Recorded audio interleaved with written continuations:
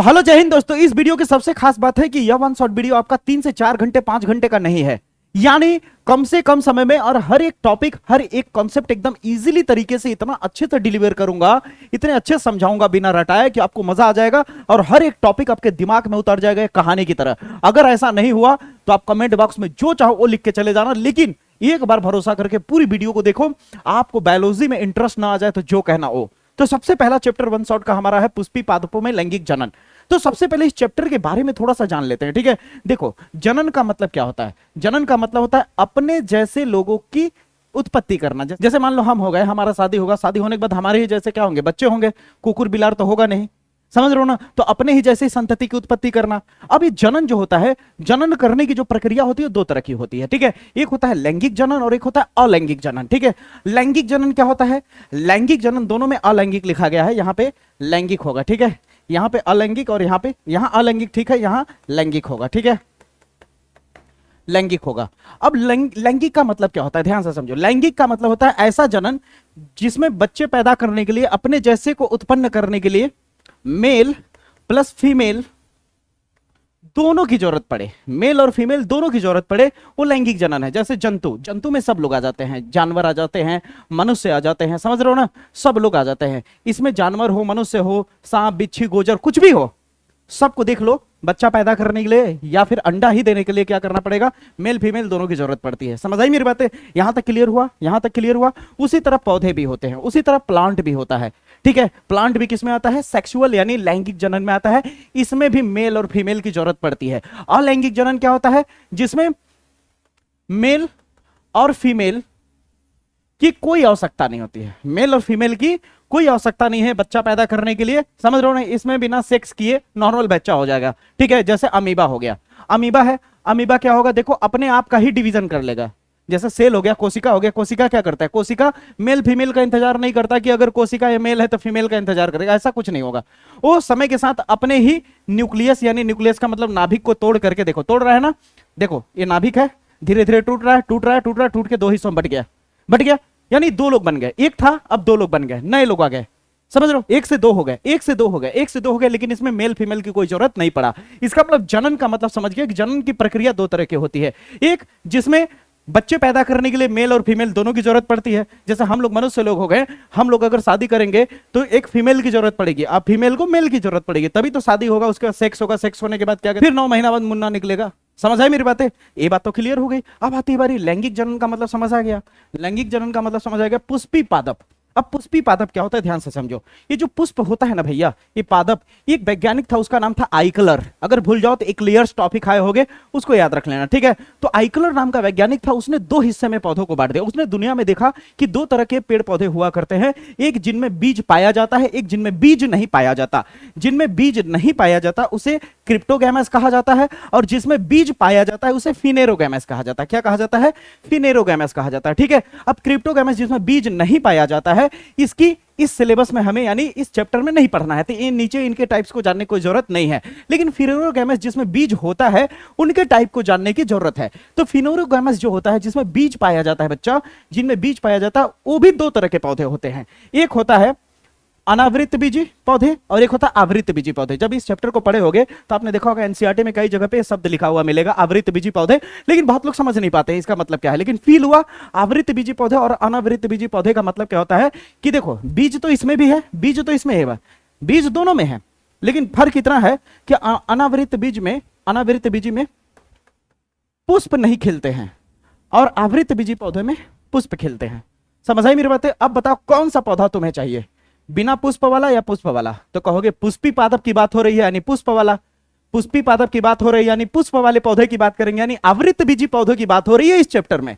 इस चैप्टर में आवृत बीजी पौधों की बात हो रही है, समझ रहे हो? इस चैप्टर में आवृत बीजी पौधों की बात हो रही है। कभी कभी पूछा जा सकता है कि आवृत बीजी, कभी कभी पूछा जा सकता है कि जिस पौधे में पुष्प खिलते उसे क्या कहा जाता है? अनावृत बीजी, आवृत बीजी, या फिर इधर से कुछ दे दिया जाएगा, समझ रहे हो ना? तो किस पे टिक लगाओगे? आवृत बीजी पे, जिनमें पुष्प खिलते हैं। इतनी बात समझ आई? अब हमारा पूरा टॉपिक इसके ऊपर चलेगा, ठीक है। अब हम जान गए कि आवृत बीजी में पुष्प खिलता है, तो अब क्यों ना हम पुष्प की संरचना के बारे में कुछ जान ले। संरचना, तब तो आगे कहानी बढ़ेगी, तब तो आगे कहानी बढ़ेगी। तो अब हम पुष्प की संरचना के बारे में जाने तो ऐसा कोई बात मैं नहीं बता रहा हूं जो बहुत नई है, आपको बहुत पहले से ये छोटी छोटी चीजें पता होंगी। देखो ये जो पुष्प है अगर ध्यान से देखा जाए तो यहां पे एक डंठल निकली हुई है, दिख रहा है हरे रंग का, ये हरे रंग का डंठल निकला हुआ है, दिख रहा होगा, जिसको पकड़ करके आप ऐसे घुटने पे होकर के आई लव यू सोना, आई लव यू सोना, आई लव यू जान ऐसे बोलते हो, ठीक है। तो ये जो डंठल है ये क्या है, पुष्प वृंत है। क्या है, पुष्प वृंत, जिसे पकड़ करके आई लव यू बोलते हो, ठीक है, इजहार करते हैं, ठीक है। तो इसे क्या बोलते हैं, पुष्प वृंत बोलते हैं। क्या बोलते हैं, पुष्प वृंत। वृंत का मतलब एक होता है डंडी। वृंत जब भी शब्द यूज करे तो समझ लेना कोई डंठल है, ठीक है। अब पुष्प का डंठल है इसलिए पुष्प वृंत हो गया, यहां तक क्लियर है। अब ये जो फूलवा है ना जी, ये फूल अगर ध्यान से देखो तो किसी के ऊपर बैठा है, बैठा है, किसी के ऊपर बैठा है। अब कहोगे किसके ऊपर, ये देखो ये वाला हिस्सा दिख रहा है तुम्हें, ये वाला पूरा हिस्सा, इस वाले हिस्से को अगर ध्यान से देखो तो इसी के ऊपर टिका हुआ है, पूरा फूल इसी के ऊपर टिका हुआ है। तो जिस पे बैठते हैं उसे कहते हैं आसन, पुष्पासन। इसका क्या नाम पड़ जाएगा, पुष्प का आसन है, इसलिए इसे बोलते हैं पुष्पासन। इसे क्या बोलते हैं बच्चा, पुष्प आसन। आसन नहीं कहते हैं, अपना आसन ग्रहण करिए, पुष्पासन। यहां तक समझ आया, यहां तक समझ आया, कोई दिक्कत नहीं। अब देखो ये जो पुष्प खिलता है तो खिलने से पहले ये जो किनारे किनारे तुम्हें ये वाला दिख रहा है ना, ये पुष्प को प्रोटेक्ट करता है, पोषण देता है प्रकाश संश्लेषण के जरिए, समझ रहे हो। ये पुष्प को बड़ा करने में बहुत मदद साबित करता है, ये पुष्प को क्या करता है, वृद्धि कराने में बहुत बड़ा मददगार साबित होता है। और ये क्या होता है, पुष्प के बाहर होता है, पुष्प अंदर ढका हो रहता है जब छोटा रहता है, तो देखो यहाँ पे पिक दिख रहा होगा, ठीक है। और ये क्या होता है, बाहर होता है, क्या होता है, बाहर होता है, बाहर होता है, इसलिए इसका नाम पड़ गया बाह्य। बाहर है इसलिए बाह्य। एक ठे की बात करोगे, एक ठे इस तरह की बात करोगे तो बाह्य दल बोलोगे। अब पुंज लगा दोगे, पुंज का मतलब होता है समूह, पुंज का मतलब क्या होता है, समूह। पुंज का मतलब बच्चा समूह होता है, यानी बहुत लोग, यानी सभी की अगर बात करो तो इसे बोलते हैं बाह्य दल पुंज। क्या बोलते हैं बच्चा, बाह्य दल पुंज। यहां पे लिखा है ना बाह्य दल पुंज, जिसे कैलिक्स भी कहते हैं। क्या कहते हैं, कैलिक्स कहते हैं। यहां पे देखो सब कुछ लिखा हुआ है, स्टेप बाय स्टेप लिखा हुआ है, ठीक है ना। एकदम नोट्स बनाने में मजा आएगा। और वैसे भी नोट्स क्यों बनाओगे, मैं ऐप लॉन्चिंग की खुशी में मैंने क्या कर दिया, अपने टॉपर नोट्स को ही पूरा फ्री कर दिया है अपने ऐप पे। अगर नहीं जानते तो तुरंत जाओ प्ले स्टोर पे जाकर के विजय सर 24 सर्च करना, जो मेरे चैनल का लोगो है ना उसी लोगो का आपको दिखेगा ऐप, और उसे इंस्टॉल करके टॉपर फ्री नोट्स जाकर के डाउनलोड कर सकते हो पर चैप्टर का। और ऐसा फ्री का मतलब ये मत समझो कि और नॉर्मल होगा, अच्छे अच्छे लेवल को टक्कर दिया है भाई, समझ रहे हो ना। आप जाके देखो तो सही, दिल खुश ना हो जाए ना, दिल गार्डन ना हो जाए ना, तो मेरा नाम बदल देना, ठीक है। यहां तक क्लियर हुआ। अब भैया यहां तक क्लियर हो गया तो ये जो रंग बिरंगी पंखुड़ियां दिख रही हैं, इन पंखुड़ियों को क्या कहते हैं, इन पंखुड़ियों को आप बोलते हो दल। अकेला रहेगा तो दल, अकेला रहेगा तो दल यानी पेटल कहते हैं, अकेला रहेगा तो दल यानी पेटल कहेंगे। और अगर पूरे पंखुड़ियों की बात कर दूं, ये पंखुड़ी ये पंखुड़ी ये पंखुड़ी सबकी एक साथ बात करूं तो पुंज लगा दोगे, समूह को पुंज कहते हैं, तो क्या हो जाएगा, दल पुंज हो जाएगा। क्या हो जाएगा, लिखा है ना दल पुंज हो जाएगा, ये पंखुड़ी क्या हो जाएगा बच्चा, दल पुंज हो जाएगा। बताओ यहां तक समझ आया, क्लियर हुआ, क्लियर हुआ, क्लियर हुआ। अब एक सवाल पूछता हूं, जो लड़कियां होती हैं, जो लड़कियां होती है या फिर लड़के, दोनों को ले सकते हो, ऐसा नहीं कि पर्टिकुलर लड़की को ही बोल रहा हूं। जो लड़कियां होती है लिपस्टिक क्यों लगाती हैं, काजल क्यों लगाती हैं, एकदम आधा किलो पुट्टी क्यों लगाती हैं, उसका कारण क्या है, उसका कारण है वो अपने आप को बेहतर अट्रैक्टिव बनाती है ताकि उनके तरफ लोग अट्रैक्ट हो। अब वहीं पे वो इतना नाक बहवा करके बाल खड़ा खड़ा कंटा जैसा करके घूमेंगे तो अट्रैक्ट होगे नहीं ना। तो उसी तरह फूलों को क्या करना होता है, परागण करवाना होता है। जैसे लड़के और लड़की क्या करते हैं, लड़की तैयार होके आएगी, लड़का तैयार होके आएगा, दोनों एक दूसरे करीब जाएंगे, अट्रैक्ट होंगे, फिर धीरे धीरे नजदीकियां बढ़ेंगी, प्यार बढ़ेगा, प्यार बढ़ेगा तो क्या होगा, शादी होगा। शादी से पहले काम नहीं करना चाहिए, शादी होगा, फिर शादी के बाद क्या होगा, सेक्स होगा, सेक्स के बाद क्या होगा, बच्चा पैदा होगा, हाँ या ना, ठीक है, बच्चा पैदा होगा। क्लियर हुआ, यानी इतनी प्रोसेस से होकर गुजरना पड़ेगा। तो यहां पे सेक्स को तुम क्या बोल रहे हो, आसान भाषा में परागण बोल रहे हो। परागण का मतलब कि मेल पार्ट से कुछ निकलेगा और फीमेल पार्ट से कुछ निकलेगा। जैसे लड़के लड़कियों में क्या होता है, मेल पार्ट से स्पर्म निकलता है, अब फीमेल पार्ट के पास क्या होता है, ओवम होता है। स्पर्म यानी शुक्राणु कहते हैं, शुक्राणु, स्पर्म अगले चैप्टर में पढ़ोगे, और अंडाणु, अंडाणु ओवम कहेंगे, ठीक है। अब ये दोनों आपस में जब टकराएंगे, ये दोनों आपस में क्या होगा बच्चा, जब ये दोनों आपस में क्या होंगे, टकराएंगे भैया। अब जब ये आपस में टकराएंगे, टकराने के बाद क्या होगा, निषेचन होगा, निषेचन होने के बाद क्या होगा, आगे का प्रोसेस होगा, 9 महीना बाद बच्चा पैदा होगा। उसी तरह यहां पे क्या होता है कि पुष्प में भी मेल और फीमेल होता है। मेल और फीमेल होता है। मेल के पास होता है परागकण, मेल के पास क्या होता है, परागकण होता है। अब इस परागकण को फीमेल के पास पहुंचना है किसी तरह, और इसी पहुंचने को बोलते हैं परागण। यही इस चैप्टर में है खासियत। तो अभी हम समझ लेते हैं मेल पार्ट कौन है, फीमेल पार्ट कौन है। अब यहाँ पे अगर ध्यान से देखो तो जैसे मैं लिपस्टिक टुकली बिंदी की बात किया अभी कि वो क्या करता है, आकर्षण करने का काम करता है, उसी तरह पुष्प में ये जो पुष्प आसन, सॉरी, ये जो कहा गया बाह्य दलपुंज और जो दलपुंज है, ये एक तरह से सहायक पत्र हैं। पुष्प का क्या है, सहायक पत्र हैं। क्या है, सहायक। सहायक का मतलब होता है परागण कराने में मदद करते हैं। कैसे, बताता हूं। ये बाह्य दल अगर ना होता तो पुष्प खिलता ही नहीं, पोषण मिलता नहीं, खिलता नहीं। यानी पुष्प को खिलाने में मदद कर रहा है, बड़ा कराने में, वृद्धि कराने में। और ये जो पंखुड़ियां हैं रंग बिरंगी क्यों है, सुगंधित सुगंधित क्यों है, ताकि इनके ऊपर आकर्षित होकर के भंवर मधुमक्खी आकर के बैठे, और बैठेंगे तो इधर खुचुर खुचुर करेंगे, जिसकी वजह से उनके पैरों में चिपकेगा परागकण और यहाँ पे आ जाएगा। समझ रहे हो, तो ये सहायता कर रही हैं। लेकिन परागण होगा किसकी वजह से, मेल और फीमेल की वजह से। तो मेल और फीमेल क्या हो जाएगा, सहायक पत्र नहीं होगा, वो आवश्यक पत्र हो जाएगा। यानी कहने का मतलब है 4 पॉइंट है। एक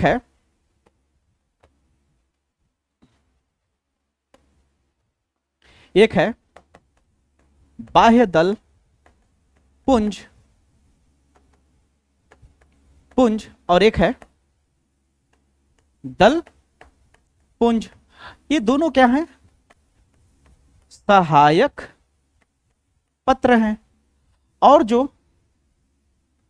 पुमंग और तीसरा, चौथा पुमंग, ये जो तीसरा है, और जो चौथा है जयांग। अब ये क्या है बता रहा हूं, बस थोड़ा पेशेंस रखो। पुमंग क्या होता है, मेल पार्ट होता है, और जयांग क्या होता है, फीमेल होता है। क्या होता है, फीमेल। ठीक है, ये क्या होते हैं, आवश्यक होते हैं, आवश्यक। जरा सोचो ना, पंखुड़िया है, फूल भी वृद्धि हो गया, लेकिन नर और मादा को ही काट के हटा दिया जाए तो क्या परागण होगा, नहीं ना। मेन काम तो यही करेंगे ना, इसलिए इन्हें आवश्यक पत्र कहा गया, पत्र कहा गया। क्या कहा गया, आवश्यक पत्र। अब बताओ यहां तक समझ है, 100 में 100% मैं कह सकता हूं कि यहां तक समझ गए होगे। अब तुम्हें यह जानना था ना कि मेल पार्ट और फीमेल पार्ट क्या है, दिखाता हूं मैं तुम्हें, कलर चेंज करके दिखा रहा हूं। देखो इस पे फोकस करो। ये जो यहां से इस तरह से निकले हुए हैं, ये दिख रहा है इस तरह से, ये 1 ठो 2 ठो 3 ठो 4 ठो बगल बगल में, इन्हें बोलते हैं मेल पार्ट। क्या बोलते हैं, मेल पार्ट। यही है आपका पुमंग, यही है क्या है आपका पुमंग। पुमंग, पुमंग मतलब पू आ रहा है ना, पू का मतलब पुरुष, पुरुष। ये क्या होते हैं, मेल पार्ट होते हैं सब। एक अकेले को कुछ और कहोगे, ठीक ना, पुंकेसर कहते हैं अकेले को, ठीक ना। और समूह की बात करें सभी को मिला के तो पुमंग कहते हैं, ठीक है। और ये जो होता है इसे फीमेल पार्ट होता है। बीच में जो दिख रहा है आपको, ये जो बच्चा बीच में दिख रहा है आपको, ये क्या है, फीमेल पार्ट है। क्या है बच्चा, फीमेल पार्ट, जिसे जायांग कहते हैं। समझ है, ठीक है। यानी ये नर भाग है किनारे वाले, और बीच वाला जो है रानी की तरह एकदम बीच में बैठी हुई है, वो क्या है भैया, मादा, यानी फीमेल पार्ट। अब नर और फीमेल पार्ट सीख गए, समझ गए कौन नर होता है कौन फीमेल होता है। अब पर्सनली हम नर भाग के बारे में जानेंगे, फिर नर भाग के बारे में जान जाएंगे, फिर परागकण कैसे बनेगा वहां तक पहुंच जाएंगे, फिर उसके बाद फीमेल पार्ट के बारे में जानेंगे। फिर फीमेल पार्ट के बारे में जब हम जान लेंगे तो मेल और फीमेल में क्या कर देंगे, परागण करा देंगे, परागण करा देंगे तो निषेचन होगा, निषेचन होने के बाद क्या होगा, एक बीजपत्री या 2 बीजपत्री भ्रूण बनेगा, फिर उसके बाद क्या होगा, वो बीज में कन्वर्ट होगा, फिर बीज में कन्वर्ट होने के बाद फल बनेगा, फिर ये चैप्टर क्लोज हो जाएगा। समझ आए मेरी बातें। तो अब हम लोग जो जानने वाले उसे ध्यान से देखना। अब ध्यान से देखो, यही वाला हिस्सा मैंने काट के बाहर निकाल दिया, ठीक ना, वहां फूल में से। अब इस डंठल को क्या कहते हैं भैया, मेल पार्ट कहते हैं। क्या है, मेल पार्ट। यही है ना लड़कवा, यही है ना मेल पार्ट यहाँ पे, ठीक है। तो भैया ध्यान से समझिएगा, ये मेल पार्ट है, अकेला रहेगा, अकेले एक ठो को उठा के निकाला जाए, अकेले एक ठो को उठा के ले आया जाए तो उसे आप पुंकेसर कहोगे। क्या कहोगे, पुंकेसर। और इसी तरह का 1 ठो 2 ठो 3 ठो 4 ठो 5 ठो 10 ठो एक ही साथ में समूह हो जाए और उसको नाम दिया जाए तो उसे बोलते हैं पुमंग। समूह में रहे इस तरह का तो पुमंग, अकेला रहे तो पुंकेसर। अब पुंकेसर 2 भागों में बटा हुआ होता है। ये पुंकेसर जो होता है 2 भागों में बटा हुआ होता है। मैं यहाँ पे आपको दिखा रहा हूं, देखो एक इस तरह से डंडी रहेगी और ऊपर में इस तरह से कुछ इस तरह से बना हुआ दिखेगा, ठीक है। तो ये जो हिस्सा दिख रहा है मोटा सा फूला हुआ, इसको बोलते हैं पराग कोष बोलते हैं। क्या बोलते हैं, पराग कोष, और अंग्रेजी में एंथर बोलते हैं। क्या बोलते हैं, एंथर बोलते हैं। हिंदी इंग्लिश दोनों लिखा हुआ है, ठीक है। तो सीबीएसई वाले, इंग्लिश मीडियम से जो है जिनका बायोलॉजी इंग्लिश में, वो भी पढ़ सकते हैं क्योंकि पूरा कॉन्सेप्ट की बात करता हूं मैं, ठीक है, रटाने वाली बात नहीं होती यहाँ पे। देख रहे हो परिभाषा जो लिखा हुआ है उससे ज्यादा मैं समझाने पे फोकस करता हूँ, ताकि ये सारी चीजें जो लिखी हुई है ना, जब मैं समझाऊंगा ना तो वही चीज यहाँ मिलेगा। समझ रहे हो ना, स्टेप बाय स्टेप चलो तो ज्यादा मजा आएगा। तो अकेला रहेगा तो क्या होगा, पुंकेसर। समूह में रहेंगे तो पुमंग। यहां तक क्लियर हुआ। ये दो हिस्से में होते हैं, एक होता है एंथर यानी परागकोश, और जो नीचे वाली डंठल है, ये जो नीचे वाली डंठल है जो पतली सी है, इसे पुतंतु कहते हैं। पुतंतु कहते हैं। क्या कहते हैं, पुतंतु, जिसे फिलामेंट कहते हैं। क्या कहते हैं यहाँ पे, फिलामेंट कहते हैं। और इस पूरे ग्रुप को क्या कहते हैं, पुमंग कहते हैं। यहां तक क्लियर हुआ। चलो, पुमंग नहीं पुंकेसर कहते हैं। ठीक है, यहां तक क्लियर हुआ।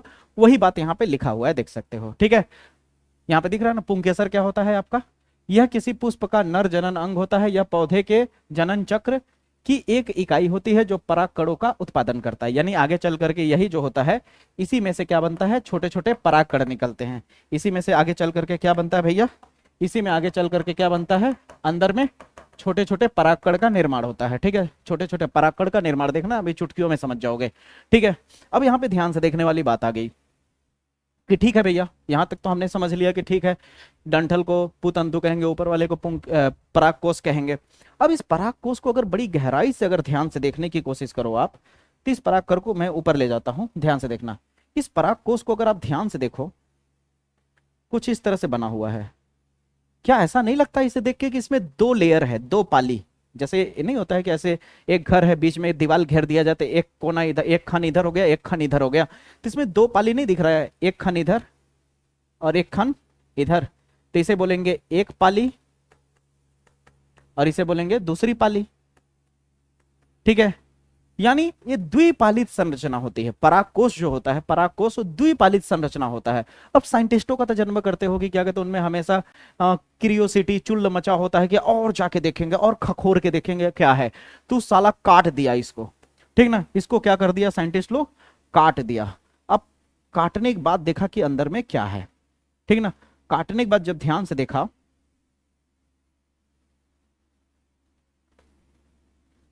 काटने के बाद देखा तो अंदर में इस तरह से छेदा दिखा, दिख रहा है। कैठो, एक ठो, दो ठो। अब ये मत कहना कि एक दो तीन चार चार ठो, अरे भैया वही ना है, लेनिया काटा ना गया है यहां से। ठीक है, दो छेदा दिखा। फिर यहां पे उतने अच्छे से समझ उन्हें नहीं आ पाया कि क्या है।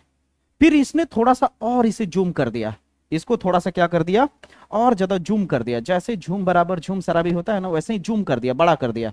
जैसे ही जूम किया तो ये जो एक छेदा दिख रहा था, ये ध्यान से देखने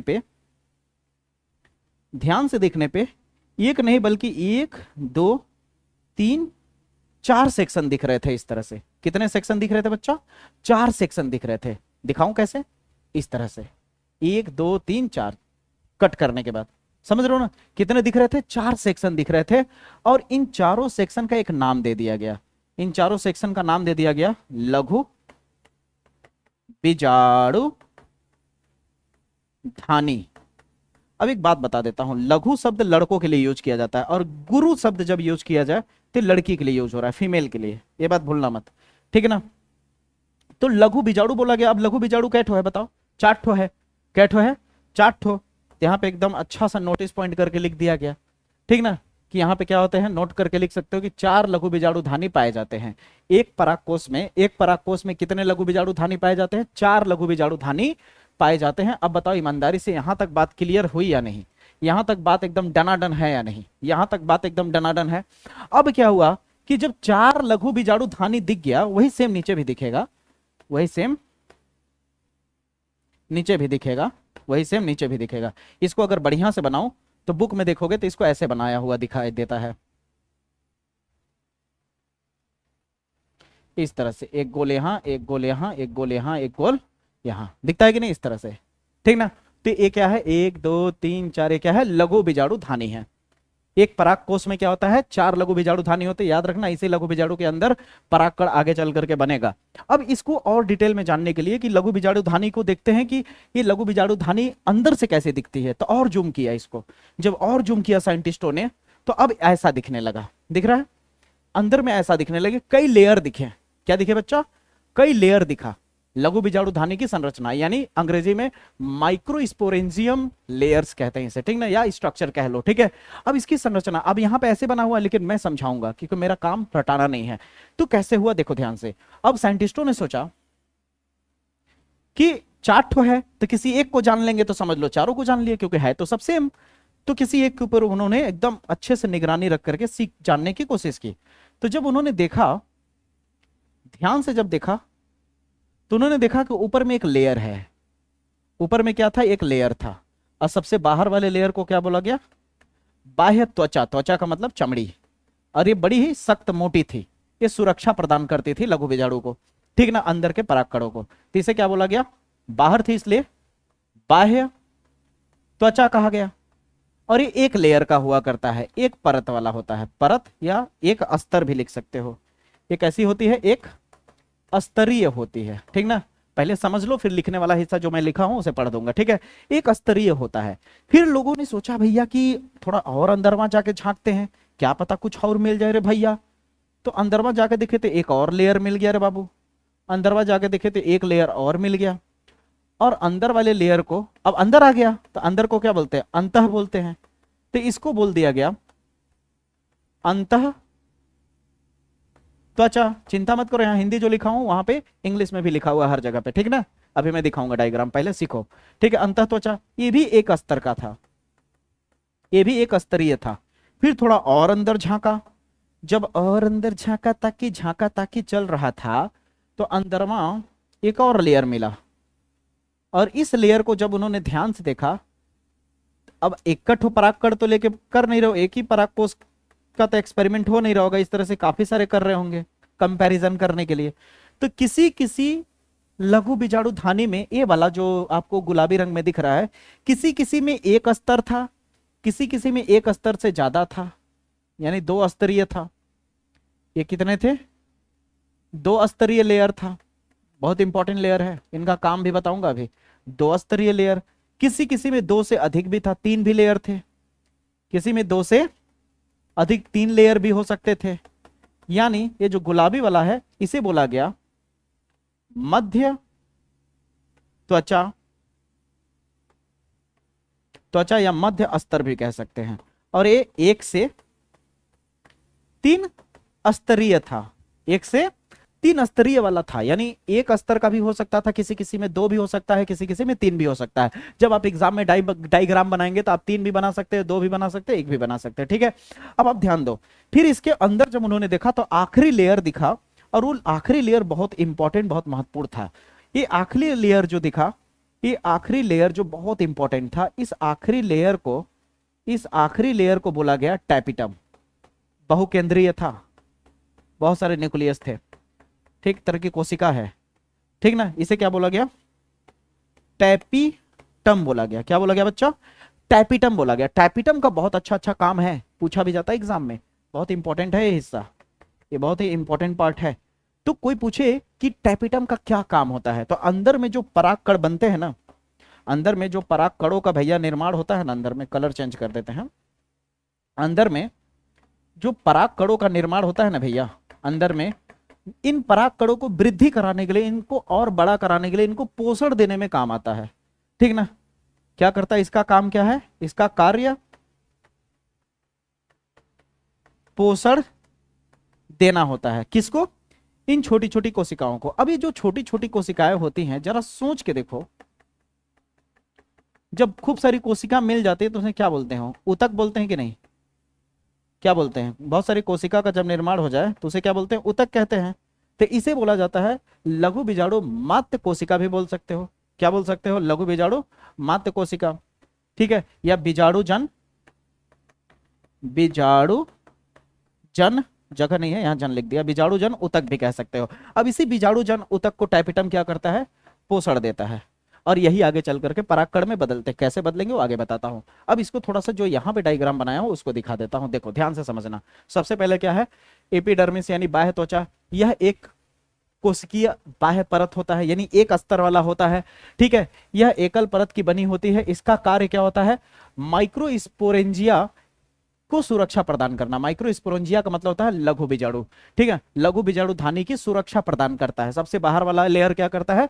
सुरक्षा प्रदान करता है। फिर आता है अंतस्त्वचा, और ये अंतस्त्वचा क्या होता है? बाह्य त्वचा के अंदर होता है, ठीक है। फिर आती है हमारी मध्य परत की। अब मध्य परत जैसे कि 1 से 3 कोशिकीय वाली होती है, जो मैंने बताया वही चीज लिखा है कि नहीं?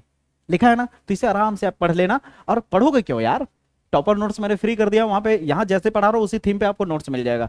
ठीक है, टेपिटम क्या होता है, बहुकेंद्रकीय होता है। क्या होता है, बहुकेंद्रकीय। और एक बात याद रखना, जो भी कोशिका बहुकेंद्रकीय होती है ना, ज्यादातर उसका नेचर ही होता है पोषण देना, दूसरे को न्यूट्रिशन देना। ठीक है, तो ध्यान से समझना। अब ये जो बीच में छोटे छोटे डॉट डॉट दिख रहे हैं, इनको क्या बोला जाता है, बीजाणुजन ऊतक कहा जाता है। ठीक ना, बीजाणुजन ऊतक कहा जाता है। और यही आगे चल करके क्या बनाते हैं, परागकण बनाते हैं। अब बताओ, यही बात मैंने पहले ही यहां बता दिया कि नहीं, क्लियर हुआ, मजा आया? कहीं भी ऐसा लग रहा है रट रहे हो, कनेक्ट कर रहे हो कि नहीं? एकदम इजीली कनेक्ट हो रहा है कि नहीं? मैं 2 मिनट कनेक्ट करके दिखाता हूं। देखो, तुमने पुष्प के बारे में समझा, पुष्प के सारे पार्ट को समझा, फिर उसमें देखा कि फीमेल है, फिर क्या है, मेल है। अब तुम पहले फीमेल और मेल का जो सेक्स कराओगे, सेक्स का मतलब यहां इस हिस्से में सेक्स को तुम क्या बोल सकते हो, परागण कराना। ठीक ना, लड़के लड़कियों में सेक्स होता है, हम लोगों जैसों में, लेकिन यहां पे क्या होगा, परागण नाम दिया गया है उसी को।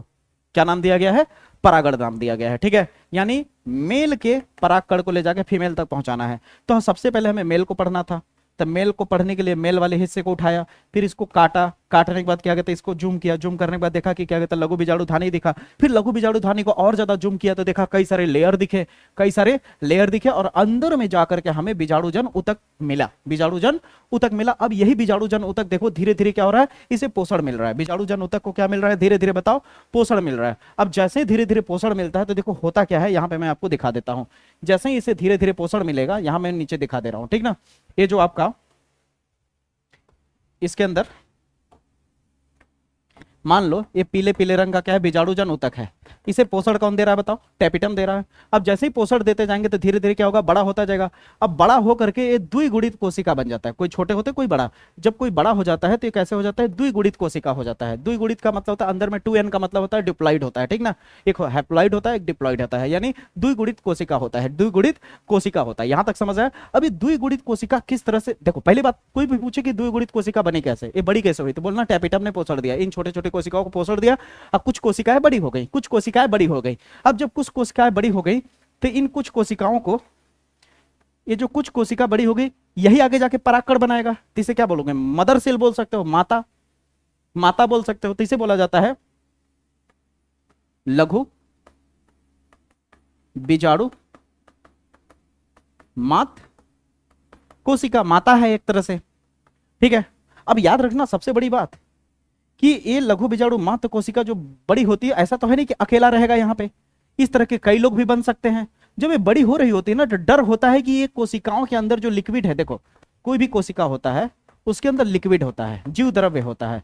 कोई भी कोशिका होता है तो उसके अंदर क्या होता है, लिक्विड होता है, जीव द्रव्य होता है।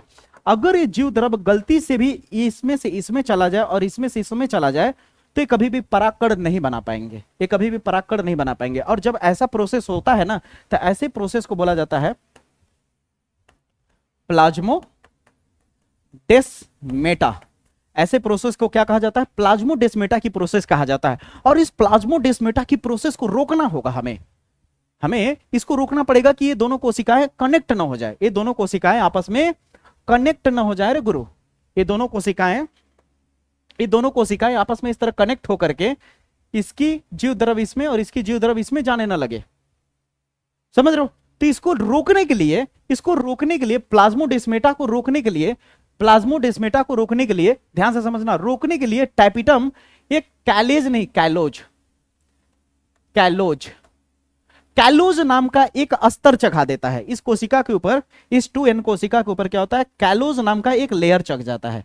कैलोज नाम का क्या होता है, एक लेयर चढ़ जाता है। पीछे चलते हैं, कैलोज नाम का इसके ऊपर कहां गया भाई, ये अंदर इसकी कोशिका, इसकी जीव द्रव्य इसके अंदर और इसका जीव द्रव्य इसके अंदर ना आ जाए, उसके लिए क्या करते हैं कि टेपिटम क्या करता है, इसके बाहर एक लेयर चढ़ा देता है, इस पे भी और इस पे भी। जब लेयर चढ़ जाएगा तो न तो जीव द्रव्य इसका इसमें जाएगा न तो इसमें जाएगा, और इसमें नहीं जाएगा तो क्या होगा, प्लाज्मोडेस्मेटा की घटना रुक जाएगी। अब जब प्लाज्मोडेस्मेटा की घटना रुक जाएगी तो इसका मतलब सिक्योर हो गया, एकदम सुरक्षित हो गया।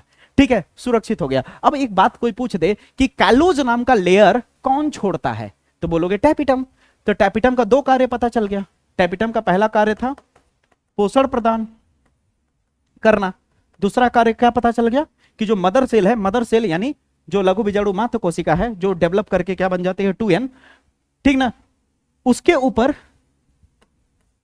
कैलोज नाम का एक लेयर छोड़ता है, कैलोज नाम का लेयर छोड़ता है। नोट्स में पूरा प्रॉपर मिल जाएगा स्टेप बाय स्टेप, ठीक ना। उसके लिए क्या करना होगा, प्ले स्टोर पे जाकर डाउनलोड करना होगा। वहां पे टॉपर नोट्स पूरी तरह से फ्री किया हूं, समझ रहे हो, पूरी तरह से फ्री किया हूं, ठीक है। वहां पे जाओ, चीजों को देखो, वहां पे कैसे कैसे चीजें होने वाली है, पूरा आगे क्या क्या आने वाला है, सब कुछ पता चलेगा, ठीक है। यहां तक क्लियर हुआ? अगर यहां तक क्लियर हुआ तो आगे का प्रोसेस क्या होता है ध्यान से समझो। हमने प्लाज्मोडेस्माटा मान लो रोक लिया, कैलोज का लेयर लगा के, किसका, कैलेज नहीं है, कैलोज है, ठीक ना। कैलोज का लेयर लगा के हमने इसको क्या कर लिया, रोक लिया। अब जब रोक लिया तो क्या हो गया, 2n सुरक्षित हो गया। अब इस 2n को क्या बोला जाता है, लघु बीजाणु मात्र कोशिका बोला जाता है। क्या बोला जाता है, लघु बीजाणु मात्र कोशिका बोला जाता है। अब ये आगे चल करके क्या होगा, और बड़ा होता जाएगा, पोषण मिलता जाएगा। अभी क्या होगा, बड़ा होने के बजाय क्या होता है, अपने आप को तोड़ लेता है, क्योंकि पता ही है कोशिका क्या करते हैं, कोशिका में मेल फीमेल की जरूरत होती नहीं है नए बच्चों को पैदा करने के लिए, अपने आप को ही तोड़ लेते हैं। तो ये जो 2n कोशिका है, यानी द्विगुणित जो है, ये 4 अगुणित कोशिका में बदल जाता है। टूट करके कितने कोशिका में बदल जाता है, 1 2 3 4 कोशिका में। अब ये जो बाहर आपको एक लेयर दिख रहा है, कौन सा लेयर है, कैलोज नाम का। अरे कैलोज नाम का लेयर अभी भी लगा हुआ है, देख सकते हो, कैलोज नाम का लेयर अभी भी खत्म नहीं हुआ है, ठीक है। अभी जब अर्धसूत्री विभाजन जब होता है, ठीक है, मियोसिस कहते हैं अर्धसूत्री विभाजन को। जब अर्धसूत्री विभाजन होता है तो अर्धसूत्री विभाजन करके अकेला जो लघु बीजाणु मात्र कोशिका था वो 4 नए कोशिकाओं में बदल जाता है। यानी ये जो लघु बीजाणु मात्र कोशिका है, ठीक है, लघु बीजाणु मात्र कोशिका है, ये अर्धसूत्री विभाजन करके 4 नए कोशिकाओं में बदल जाता है, 4 नए कोशिकाओं में बदल जाता है। और इन्हीं कोशिकाओं को बोला जाता है प्रारंभिक परागकण। इसका मतलब परागकण बनने की एकदम दिशा में हम पहुंच गए हैं, परागकण लगभग मान के चलो बनने ही वाला है। यानी कह लो कि हम लोग 70-80% तक पहुंच गए हैं, इसीलिए ना नाम आने लगा परागकण, समझ रहे हो। और इसको एक और नाम से जाना जाता है, जैसे यहां पे इसको क्या बोलते हैं, लघु बीजाणु मात्र कोशिका कहते हैं, लघु बीजाणु मात्र कोशिका कहते हैं। अभी लघु बीजाणु कोशिका क्या हुआ, अर्धसूत्री विभाजन के जरिए क्या हुआ, 4 नई कोशिका में बदल गया। अब इन 4 नई कोशिका को प्रारंभिक परागकण कहा जा रहा है, और इसे एक और नाम से जान सकते हो, बस मात्र कोशिका हटा दो, लघु बीजाणु बोल सकते हो, इसे लघु बीजाणु कहा जा सकता है। क्या कहा जा सकता है, लघु बीजाणु कहा जा सकता है। वही बात यहां लिखा हुआ है, आप देख सकते हो। और एक और मजे की बात जान लो, कभी कभी अगर आपसे पूछ दे कि लघु बीजाणु जनन किसे कहते हैं, ठीक है, लघु बीजाणु जनन किसे कहते हैं, माइक्रोस्पोरोजेनेसिस किसे कहते हैं, तो सिंपल सा है कि लघु बीजाणु मात्र कोशिका का अर्धसूत्री विभाजन के जरिए, छोड़ो भाड़ में गया डेफिनेशन, यहां नहीं जा रहा हूं मैं, यहां देखो, यहां बिना रटाए सिखाऊंगा कि लघु बीजाणु मात्र कोशिका अर्धसूत्री विभाजन के जरिए जब 4 नई कोशिका में विभाजित हो जाती है, तो इसी प्रक्रिया को क्या कहा जाता है, लघु बीजाणु जनन कहा जाता है। समझ आया मेरी बातें? हाँ, फीमेल पार्ट में भी ऐसा ही होता है, इसी तरह से, बस यहां लघु हट करके क्या हो जाता है, यहां पे गुरु बीजाणु मात्र कोशिका हो जाता है, ये वाला गुरु बीजाणु मात्र कोशिका हो जाता है। और ये आगे जाकर के 4 नई कोशिका में गुरु बीजाणु में बदल जाते हैं, उसे हम गुरु बीजाणु जनन कहते हैं। यहां पे लघु बन रहा है, लघु बीजाणु जनन, तो हाँ गुरु बीजाणु जनन हो जाता है। लड़की वाले में गुरु और लड़कों वाले में लघु। यहां तक क्लियर हुआ? अब यही जो बीजाणु जनन है, ये जो बीजाणु जनन है, जिसे बीजाणु जनन या प्रारंभिक परागकण कहा जाता है, प्रारंभिक परागकण कहा जाता है, यही आगे चल करके परागकण बना लेता है, यही आगे चल करके क्या बना लेता है, परागकण। अब ध्यान से समझो, अब ये कैलोज लेयर जो था, कैलोज नाम का लेयर, अब इसकी कोई जरूरत है नहीं, क्योंकि प्रोसेस बहुत आगे बढ़ चुका है। अब यहाँ प्लाज्मोडेस्माटा जैसी चीजें होने वाली है नहीं, इसलिए अभी कैलोज नाम का लेयर जो होता है आगे चल करके हट जाता है। तो टैपिटम के कितने काम तुमने देखा अभी तक? पहला पोषण, दूसरा कैलोज। अब इस कैलोज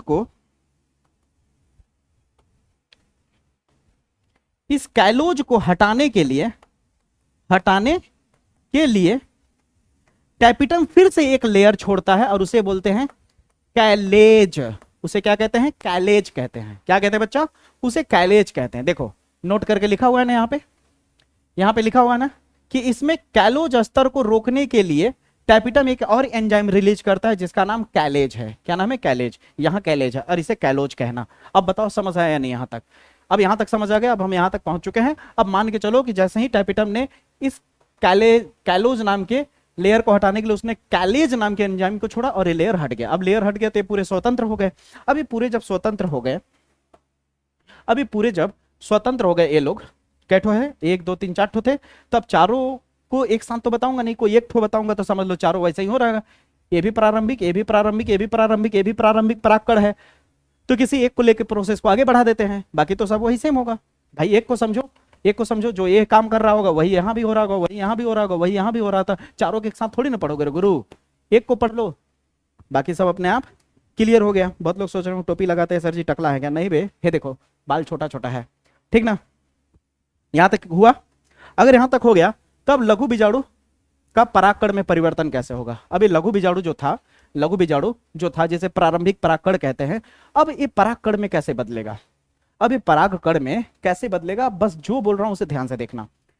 अभी जो एक कोशिका जो है, पेड़ पौधों में क्या होता है देखो, जो मनुष्य होते हैं, जानवर होते हैं, उसमें एक झिल्ली होता है, उसे हम बोलते हैं कोशिका झिल्ली। ये पेड़ पौधों में भी होता है, मनुष्यों में भी होता है, मनुष्यों के भी कोशिका में। लेकिन पेड़ पौधों में एक ऐसी झिल्ली होती है, एक ऐसी दीवार होती है जो मनुष्यों में नहीं होता है, जानवरों में नहीं होता है।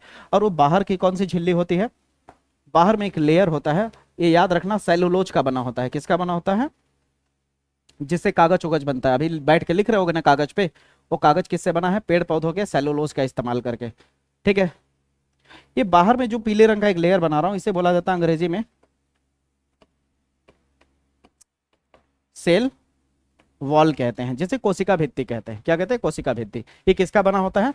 सेलुलोज का बना होता है। समझ आई मेरी बात है? अब ध्यान से समझना, ये क्या होता है, इसका जो केंद्रक है, केंद्रक 2 हिस्सों में टूट जाता है। केंद्रक कितने हिस्सों में टूट जाता है? आगे जाकर के देखो, यहाँ पे केंद्रक विभाजन हुआ है। क्या हुआ है? केंद्रक विभाजन। और ये आगे जाकर के क्या होता है? 2 हिस्सों में टूट जाता है। एक केंद्र छोटा रहता है और दूसरा केंद्र साइज में थोड़ा बड़ा रहता है। छोटे वाले केंद्र को जनन केंद्र कहते हैं और बड़े साइज वाले केंद्र को कायिक केंद्रक कहते हैं, ठीक है। अब ये जनन केंद्रक आगे जाकर के यही जनन करेगा, यही फीमेल पार्ट में जाएगा निषेचन करने, ठीक है। अब ये आगे चल करके देखो, पहले केंद्र का विभाजन हुआ, अब कोशिका का विभाजन हो जाए, फिर उसके बाद ये 2 हिस्से में बढ़ जाएंगे, एक ऊपर और एक नीचे। अब इससे ऊपर वाले को जनन केंद्रक जो था उसे जनन कोशिका कहने लगेंगे और नीचे वाले को कायिक कोशिका कहने लगेंगे। क्या कहने लगेंगे? कायिक कोशिका। अब यहाँ पे देखो कुछ नोटिस पॉइंट है। आगे चल करके टैपिटम जो है कोशिका भित्ति के बाहर एक पदार्थ जमा देता है। अब देखो टैपिटम का फिर से काम आ गया। टैपिटम का पहला काम था पोषण देना, दूसरा प्लाज्मोडेस्माटा को रोकने के लिए कैलोज नाम का लेयर लगाना, तीसरा अब कैलोज को हटाने के लिए, कैलोज को हटाने के लिए को बार बार क्या लिखता हूं पता है? ताकि तुम्हें समझ आ जाए, दिमाग में धस जाए, ठीक है। कैलोज को हटाने के लिए एक लेयर छोड़ता है और ये लेयर क्या होता है? कैलेज होता है। कितने हो गए? 3 हो गए। चौथा काम देखो, जब यहां तक हो जाता है ना, ये यहां तक जब टूट जाता है तो यही टाइपिटम एक एंजाइम फिर से छोड़ता है, एक लेयर, एक तरल पदार्थ, और 2 लोगों का होता है। एक स्पोरोपोलेनिन होता है। चौथा काम देखो, स्पोरोपोलेनिन प्लस फैट यानी वसा, 2 तरह का पदार्थ छोड़ता है। स्पोरोपोलेनिन जो कठोरता प्रदान करता है और एक लिपिड, लिपिड का मतलब वसा होता है, चिपचिपा होता है, ठीक है। अब ध्यान से समझना, जब यहां तक हो जाएगा ना तो टैपिटम इसके ऊपर, इस सेल वॉल यानी कोशिका भित्ति के ऊपर एक लेयर छोड़ देगा।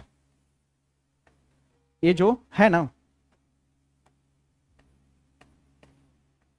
नीचे वाला थोड़ा बड़ा होता है ना, इसके ऊपर क्या था? कोशिका भित्ति थी, सेल वॉल था। अब सेल वॉल के ऊपर एक लेयर जमा देगा। सेल वॉल के ऊपर क्या आ जाएगा? एक लेयर जम जाएगा इस तरह से। सेल वॉल के ऊपर क्या होता है? एक लेयर जम जाता है। और ये लेयर किस चीज का होता है? 2 लोगों से मिलकर बना होता है। ये लेयर कितने लोगों से मिलकर बना होता है? 2 लोगों से। ये लेयर कितने लोगों से मिलकर बना होता है? 2 लोगों से। और एक और मजे की बात जान लो, ये जो लेयर होता है एक जगह पे हल्का सा पूरी तरह से टच नहीं रहता है, एक जगह से हल्का खाली रहता है इस तरह से, ठीक ना। इसे हम जनन छिद्र भी कहते हैं। क्या कहते हैं? ना नहीं है, ठीक ना, जनन छिद्र कहते हैं। क्या कहते हैं बच्चा? जनन छिद्र कहते हैं, ठीक है, जनन छिद्र कहते हैं। इसका काम बताऊंगा आगे। अब ये कितने लोगों से मिलके बना था? 2 लोगों से मिलके बना है। ये कितने लोगों से मिलकर बना है? 2 लोगों से, स्पोरोपोलिनिन और लिपिड से। अब स्पोरोपोलिनिन क्या होता है? बड़ा कठोर प्रदान करता है, इस परागकण में क्या कर देता है? कठोरता प्रदान करता है। ऊपर ऊपर इस तरह से बड़ी नुकीली नुकीली चीजें निकल जाती हैं, और वो किसका होता है? स्पोरोपोलिनिन का बना होता है, बड़ा कठोर होता है। क्या होता है? कठोर होता है। क्या होता है बच्चा? कठोर होता है।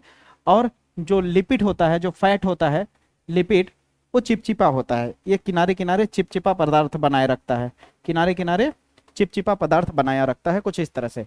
जब यहाँ तक हो जाए, देखो यहाँ पे पूरा हल्का सा खाली है, ठीक ना, जब यहाँ तक हो जाए तो इसे ही बोला जाता है पराग कण कहते हैं। अब बताओ, पराग कण का हमने निर्माण कर लिया, ईमानदारी से बताओ समझ आया या नहीं? यहाँ तक क्लियर हुआ? 100% क्लियर हुआ? अगर यहाँ तक क्लियर हो गया तो कहानी को थोड़ी सी आगे बढ़ाते हैं। जब हमारा परागकण का निर्माण हो जाएगा, देखो यही है ना, स्पोरोपोलिनिन का काम है कठोरता प्रदान करना, ठीक है, कठोरता प्रदान करना। और इस बाहर वाले हिस्से को जो स्पोरोपोलिनिन का बना हुआ है, इसे हम एक्साइन कहते हैं, बाह्य चोल भी कहते हैं। क्या कहते हैं? बाह्य चोल कहते हैं। और बीच में जो खाली जगह बच जाता है उसे जनन छिद्र कहते हैं, जर्म पोर भी कहा जाता है। ठीक है, ध्यान से समझ आया? ठीक ना? अब ध्यान से देखना।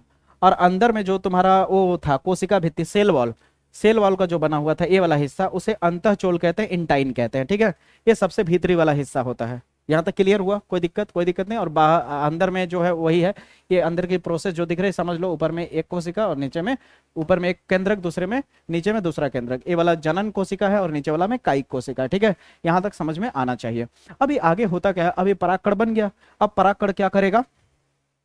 फीमेल पार्ट पे जाके बैठेगा। परागकण का काम क्या होता है? ये जो फीमेल पार्ट होता है पुष्प का, ध्यान से समझना, ये जो पुष्प का फीमेल पार्ट होता है, दिख रहा है?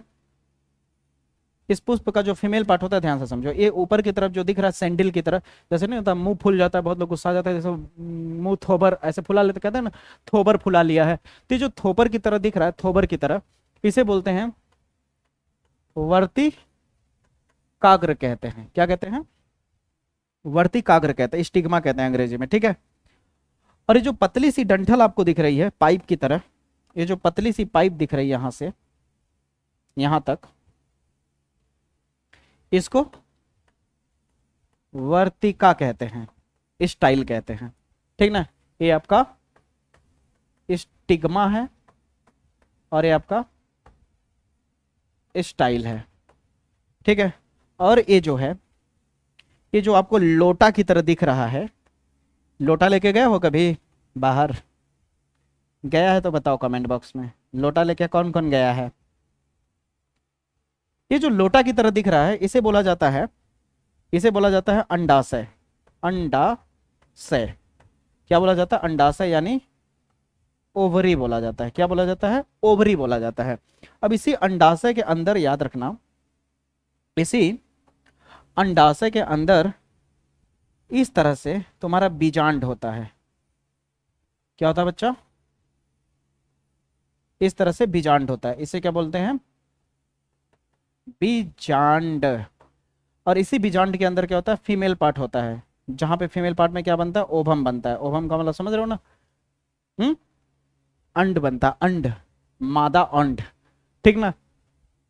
अब यहां पे ध्यान से देखने की कोशिश करो कि अगर हमें परागण कराना है, क्या कराना है? परागण। परागण जो लड़के लड़कियां अगर करे तो कहते हैं कि सेक्स कराना है, और यहाँ पे परागण। ठीक है, तो होगा क्या कि जो लड़का था, यही था ना लड़का, इस लड़के के बाहर अंदर से क्या निकलेगा?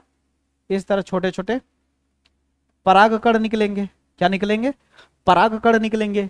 ये क्या है? परागकण है। अब ये परागकण को कहां ले जाना है? इस फीमेल पार्ट पे बैठाना है। परागकण को कहां बैठाना है भैया?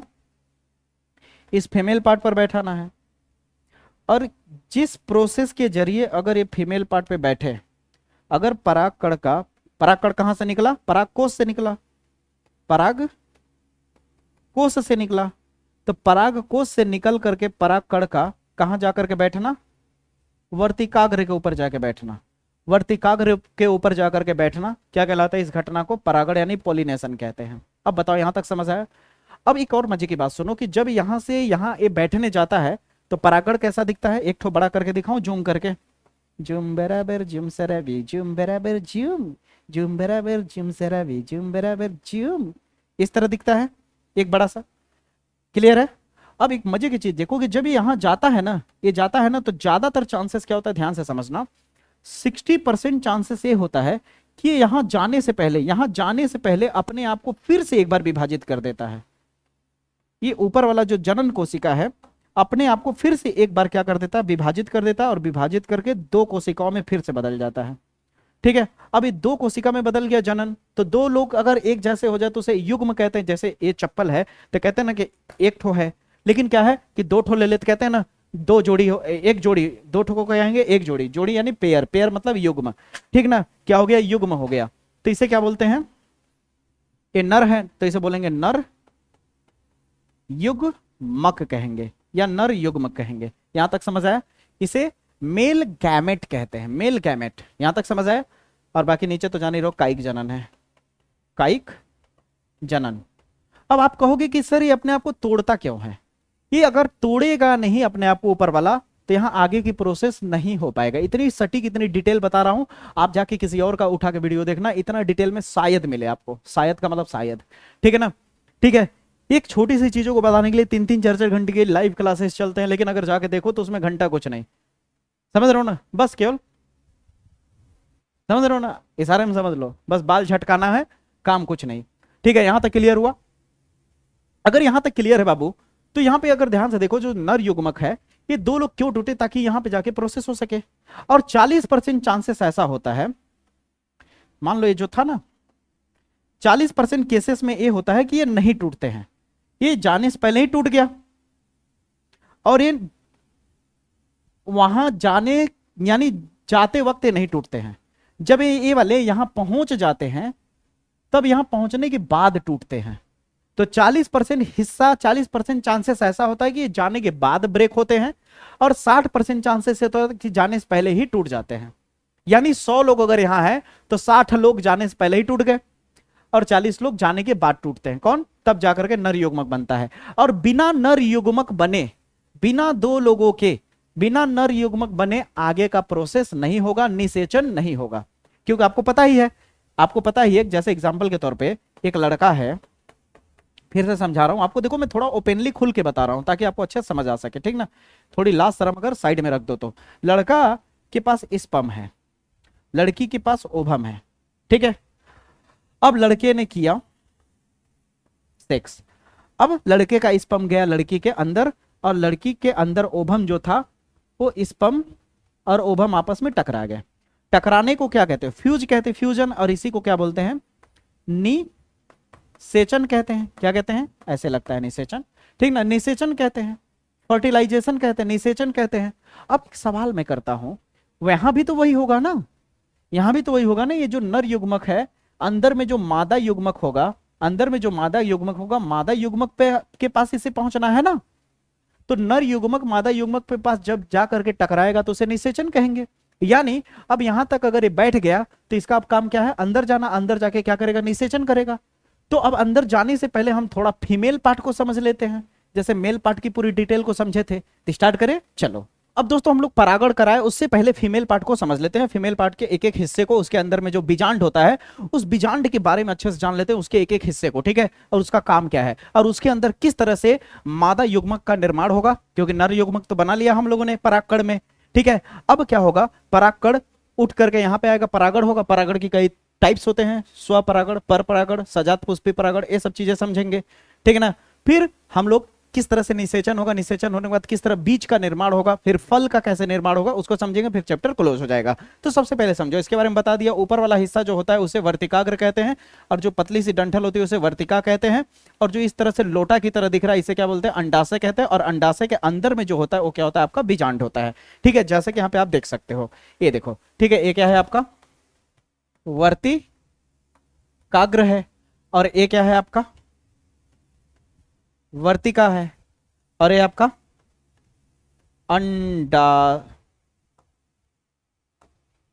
अंडाशय है, ठीक, ओवरी है। अब अंडाशय के अंदर क्या है, इस तरह से बीजांड है। अब ध्यान से समझो, तो ये जो है, जो व्हाइट कलर में तुम्हें इस तरह से बनाया हूं, ये दिख रहा है, इसी के ऊपर बीजांड टिका हुआ है, दिख रहा है कि नहीं।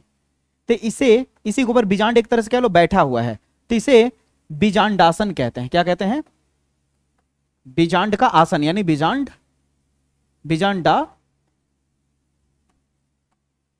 सन कहते हैं, ठीक है।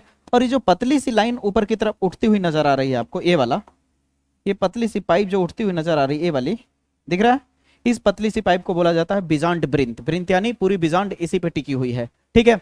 अब यहाँ का हिस्सा जो होता है कैलेजा, बहुत लोग बोलते हैं, कई लोग चलेजा भी बोलते हैं, ठीक है। तो इससे ज्यादा इंपॉर्टेंट इधर वाले हिस्से हैं, ठीक है। और इस जो यहाँ पे देखा जाए तो बीजांड का द्वार है, ठीक है। बीजांड बनाया कैसे, मैं एक बार बता देता हूँ। बनाने का तरीका क्या है, ऐसे करके घुमाना, ऐसे करके, फिर ऐसे घुमा करके ऐसे ले आना, फिर इसको ऐसे करके इस तरह मोड़ देना, इतना कर लोगे। फिर इसी पे दोबारा इस तरह से घुमा देना, ठीक ना। इस जो दोबारा आप घुमाए हैं तो एक लेयर ए हो गया और एक लेयर ए हो गया।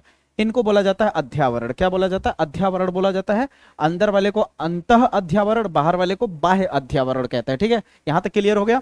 और ये जो खाली जगह छूटा है इसे बोला जाता है बीजांड का द्वार, बीजांड का द्वार बोला जाता है। और इसी बीजांड द्वार के सामने सीधे में चले जाओ यहाँ पे, तो यहाँ पे बहुत ही नरम हिस्सा होता है, बहुत ही नरम हिस्सा होता है, उसे निभाग बोला जाता है। क्या बोला जाता है, निभाग। यहां तक समझ आ गया।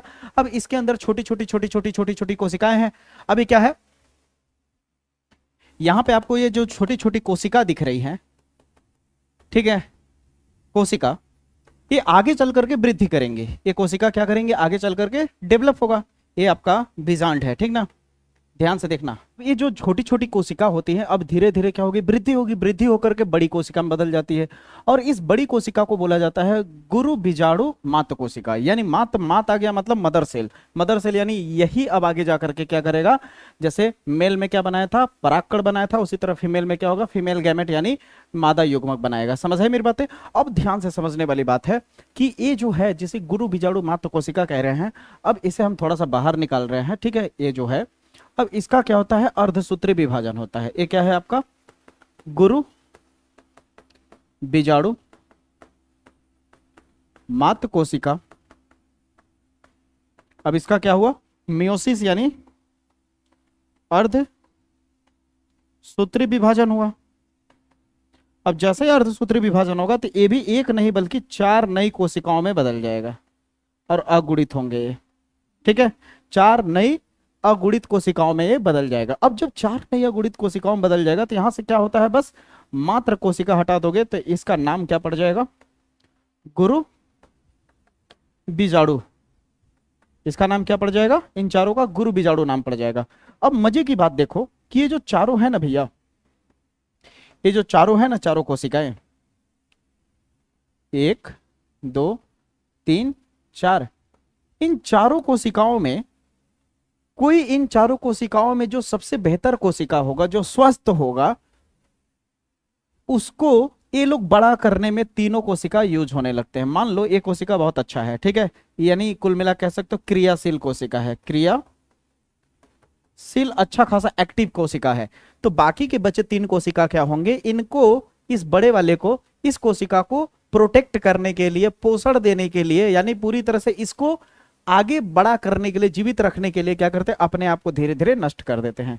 यानी ये 3 कोशिकाएं जो होती हैं, ये 3 कोशिकाएं धीरे धीरे क्या हो जाती है, नष्ट हो जाती हैं, जैसे आप यहां देख सकते हो, ठीक है। यहां पे क्या हो रहा है कि जब गुरु बीज, हाँ एक और बात बता देता हूं कि जब गुरु बीजाणु मात्र कोशिका का अर्धसूत्री विभाजन होता है और 4 नए गुरु बीजाणु कोशिका में बदल जाते हैं तो इसी को बोला जाता है गुरु बीजाणु जनन कहते हैं। क्या कहते हैं, इसी को गुरु बीजाणु जनन कहते हैं। जैसे उस समय बताया था ना लघु बीजाणु जनन में कि एक कोशिका जब अर्धसूत्री विभाजन के जरिए क्या होता है, लघु बीजाणु मात्र कोशिका अर्धसूत्री विभाजन के जरिए 4 कोशिकाओं में बदल जाता है तो उसे क्या कहते हैं, लघु बीजाणु जनन कहते हैं। उसी तरह यहाँ पे एक गुरु बीजाणु मात्र कोशिका जो होता है अर्धसूत्री विभाजन द्वारा 4 नए गुरु बीजाणु कोशिकाओं का निर्माण कर लेता है। इस प्रक्रिया को गुरु बीजाणु जनन कहते हैं। अब बताओ यहां तक क्लियर हुआ, जैसे अंग्रेजी में मेगा स्पोरोजेनेसिस और वहां पे माइक्रो स्पोरोजेनेसिस था। यहां तक क्लियर हुआ। अब ध्यान से समझना, ये जो था कितने में बढ़ जाता है, 4 में बढ़ जाता है।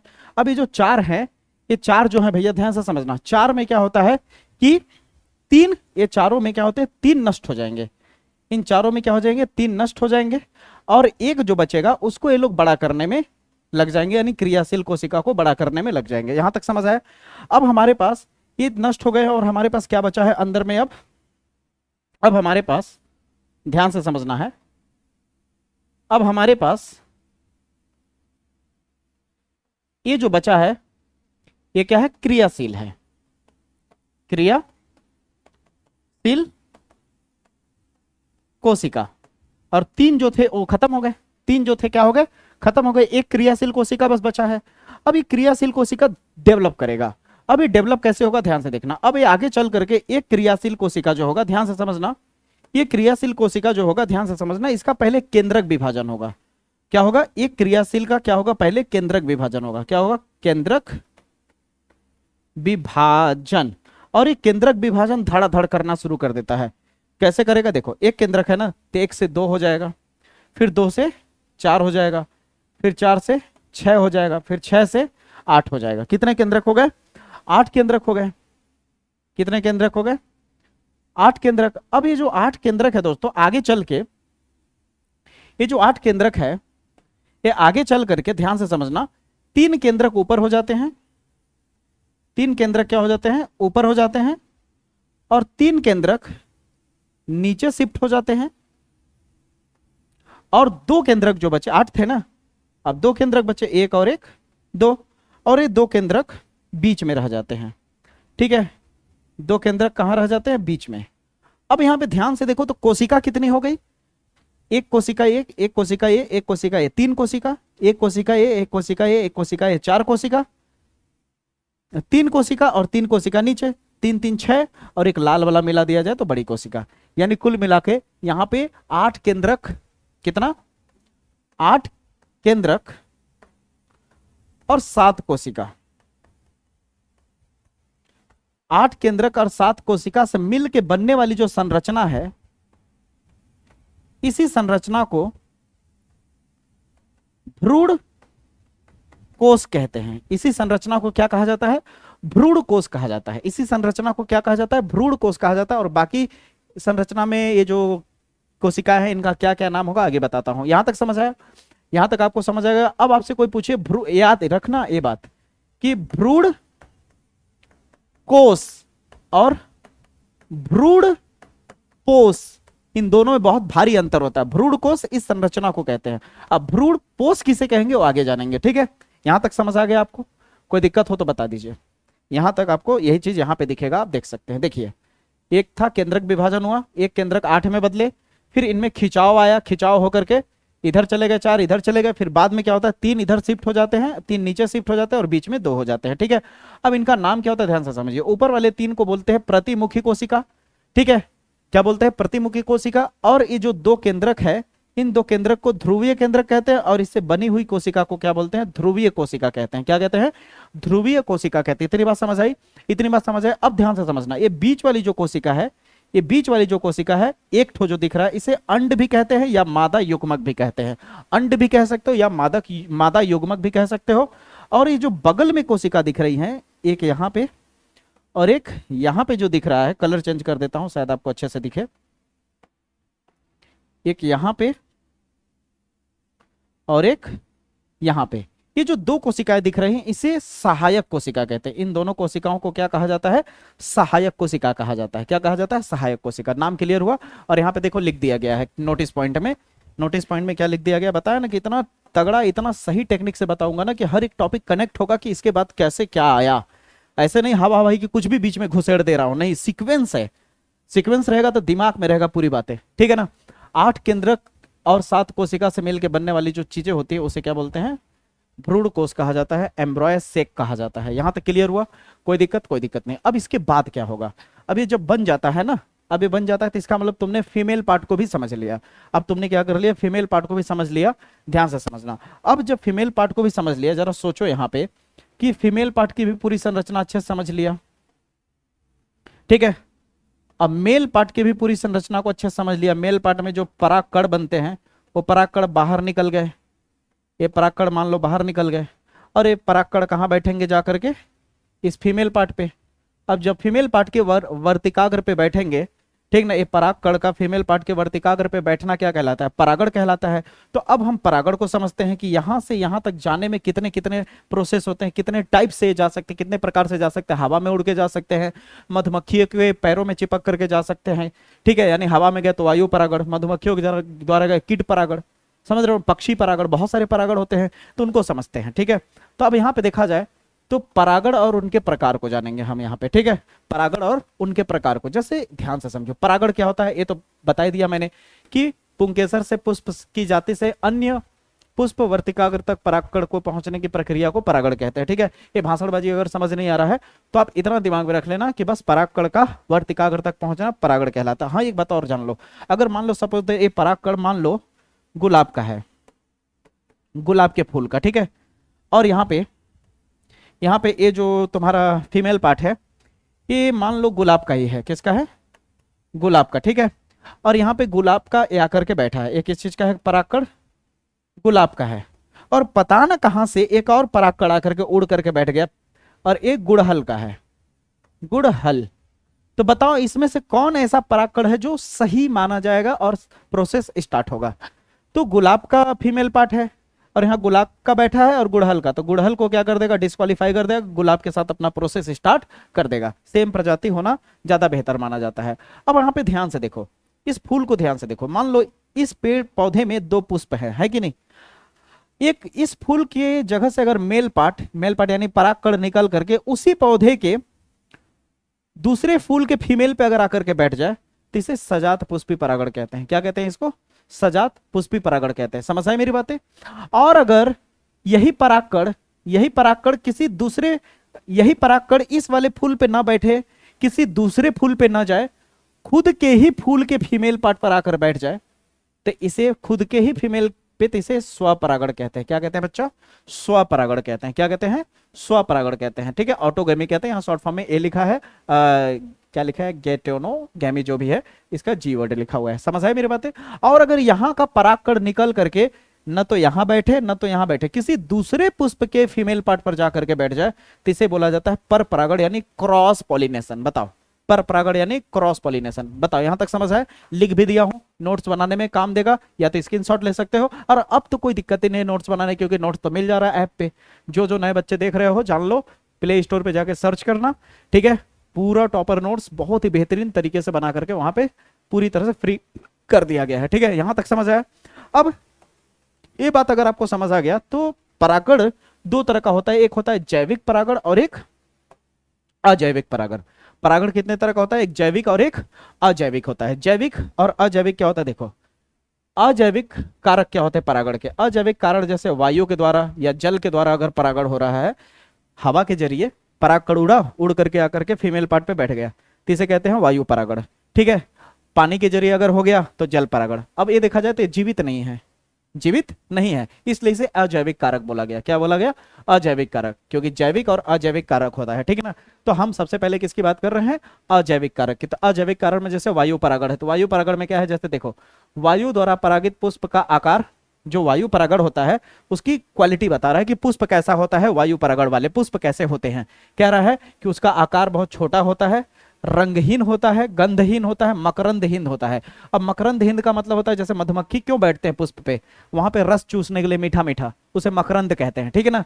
तो मकरंद यानी वायु परागण जिस पौधों में हो रहा है, जिस पुष्प में हो रहा है, वायु परागण वाले जो पुष्प होते हैं उनका आकार ज्यादातर छोटा होता है, कलरलेस यानी उनकी पंखुड़ियां रंग बिरंगी नहीं होती है।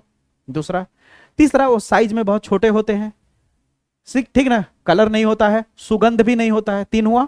चौथा, उसमें मिठास यानी कोई मकरंदहीन जैसी चीजें, मकरंद नहीं होता है, ठीक है। और ऐसी चीजें क्या होते हैं याद रखना, इनके परागकण जो होते हैं छोटे होते हैं, हल्के होते हैं और सूक्ष्म होते हैं, ठीक ना। यानी एक तरह से कह लो कि सूखे टाइप के होते हैं ताकि आसानी से उड़ सके, और अत्यधिक मात्रा में निकलते हैं, तब ना बहुत ज्यादा मात्रा में जाएंगे तो जाकर के बैठेंगे, ठीक है। जैसे एग्जाम्पल, और वर्तिकाग्र पर जाकर के बैठ जाते हैं। और इनकी वर्तिका जो पुष्प होती है वायु परागण वाली की, इनकी वर्तिका बड़ी लंबी होती है। इनकी वर्तिका क्या होती है? थोड़ी लंबी होती है। इनकी वर्तिका क्या होती है? थोड़ी लंबी होती है। इनकी वर्तिका क्या होती है बच्चा? इस तरह से बहुत लंबी होती है। समझ है मेरी बातें? जल परागण की बात करें तो जल परागण में क्या होता है? पुष्प का आकार छोटा होता है, रंगीन होता है, गंधहीन होता है, मकरंदहीन होता है। अब परागण की अगर बातें, परागकण की बात करें तो उनका भी आकार छोटा होता है, हल्के होते हैं और मोम जैसे होते हैं। कैसे होते हैं? मोम जैसे होते हैं, ठीक है। और इनकी वर्तिका जो होती है, पानी में जो परागण होता है उनकी वर्तिका लंबी होती है, ठीक है, और वर्तिका उनकी चिपचिपी मोम जैसी होती है। समझ आई मेरी बातें? यहां तक क्लियर हो गया? अब एग्जाम्पल दिया है, जैसे यहाँ पे एग्जाम्पल में, हाँ याद रखना, नाम सुनने में जैसे जलकुंभी है, जलकुंभी जिसे सुनने में ऐसा लगता है कि जल कुंभी है, यानी पानी वाला परागण वाला इसमें होगा, लेकिन यहां नहीं होता है। कुछ ऐसे भी पुष्प होते हैं जो पानी में तो रहते हैं लेकिन परागण पानी वाला नहीं करते हैं, जल परागण नहीं कहते हैं। तो देखो जल कुंभी और मुकुंदनी ये जल में मिलते हैं, लेकिन ये परागण करने के लिए जल से ऊपर आते हैं और इनका परागण कीट के द्वारा या फिर वायु के द्वारा होता है। कभी कभी पूछा भी जा सकता है कि दो ऐसे पुष्प का नाम बताओ जो रहते तो जल में है लेकिन परागण करने के लिए जल से बाहर आते हैं। ठीक है, तो कौन सा है आपका? जल कुंभी हो गया और मुकुंदनी हो गया। ठीक है, यहां तक क्लियर हो गया। आगे बढ़ाऊं कहानी को, तो जल परागण के प्रकार। अब जल परागण के प्रकार देखा जाए तो जल परागण का प्रकार बहुत पूछा जाता है, 2027 में आने का चांसेस भी अच्छा खासा बनता है जल परागण का। ठीक है, जैसे अधिजल परागण होता है। अब अधिजल परागण जैसे यहाँ पे आपको एग्जांपल भी दिख सकता है। अधिजल परागण में होता क्या है, जो जल के सतह पर आकर के परागण करते हैं। जो पौधे होते हैं, देखो ये घास की तरह दिख रहा है ना, ये इनके फूल देखो, जैसे यहाँ पे देखो जल की सतह पे आए, जल का सतह कितना, ये है जल का सतह। परागण करने के लिए जल की सतह पे आते हैं और कीट मधुमक्खी इन सब के जरिए परागण इनका होता है। समझ आई मेरी बातें?